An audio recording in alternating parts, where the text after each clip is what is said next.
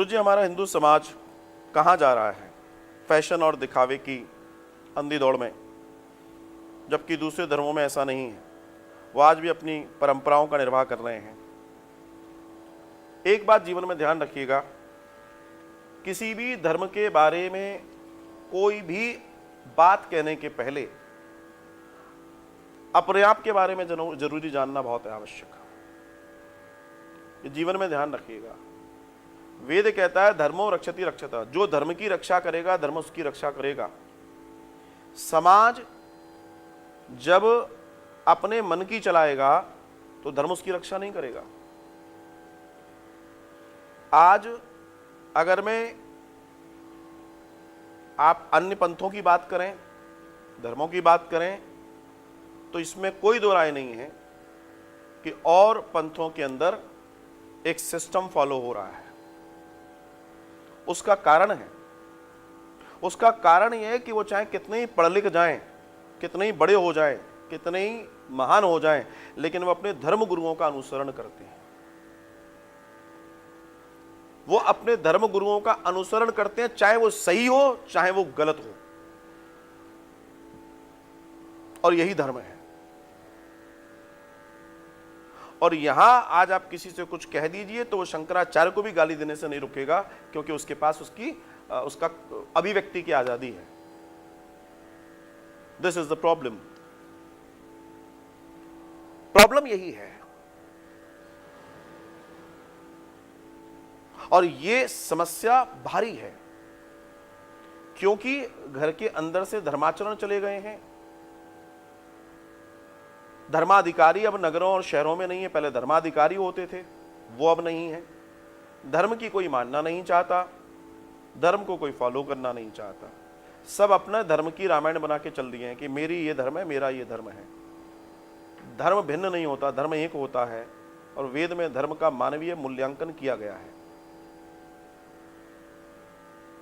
ये निश्चित है हमारे यहां जो हो रहा है, मैं उसको बहुत मैं तो यही कहूंगा। आज जिस तरह के पहनावे पहने जा रहे हैं बच्चों को, बच्चियों को, महिलाओं को, अगर इस पर ध्यान नहीं दिया गया तो तय मान के चलिएगा कि संस्कृति खत्म हो जाएगी, खत्म हो जाएगी बिल्कुल। स्त्री अगर विवाहित है तो उसके सौंदर्य को देखने का हक सिर्फ उसके पति का है। और अगर वो अपने सौंदर्य को पूरी दुनिया में दिखा रही है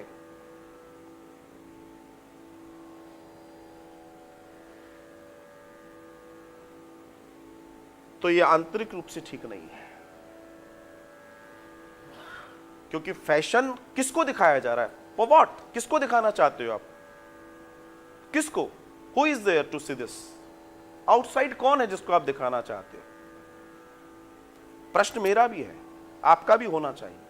किसको दिखाना चाहते हो भाई? किसको?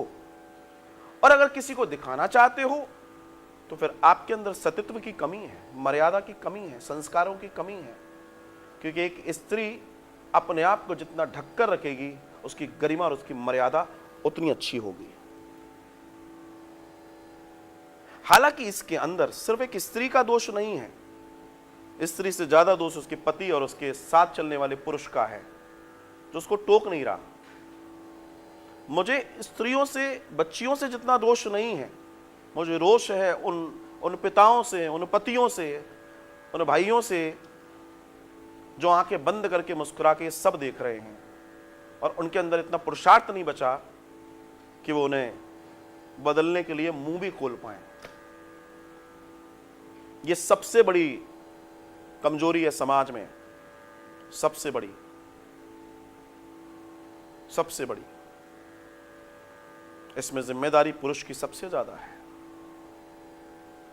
क्योंकि कहीं ना कहीं वो भी अपने आचरण से नीचे जा चुका है। तो वो कहेगा अगर मैं टोकूंगा तो मैं टोक दिया जाऊंगा, इसलिए आंख बंद करके चल रहा है सब कुछ। सब कुछ निर्लज्जता की हदों के साथ उड़ रहा है, दौड़ रहा है। Somewhere down the line, they all are corrupt. They all are corrupt. Yes, that is what they are not saying कि ऐसा करो या ऐसा ना करो. They are also corrupt person.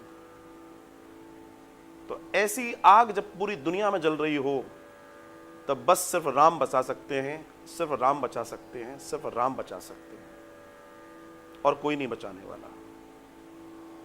मेरा आप सबसे निवेदन है कि मेरे इन कड़वे वचनों को जरूर प्रसाद के रूप में आज शेयर कीजिएगा, क्योंकि मीठे प्रसाद से बहुत डायबिटीज हो चुकी है. अब कड़वे की जरूरत है, अदरवाइज बहुत कुछ खत्म हो जाएगा, बहुत कुछ खत्म हो जाएगा. मेरे भाई बहन, इस प्रोग्राम का एक ही मकसद है, सनातन की जड़ों में अमृत डालना. मुझे पत्तों और टहनियों से मतलब नहीं है, इतना टाइम नहीं बचा कि पत्तों और टहनियों पे काम किया जाए. अब तो सनातन की जड़ों में अमृत डालना है, और आप सबका मुझे साथ चाहिए.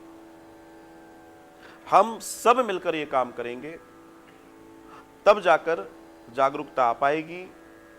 मैं अगर यहां से कह रहा हूं आप कुछ नहीं कर सकते, तो लाइक करके शेयर भर कर दीजिए.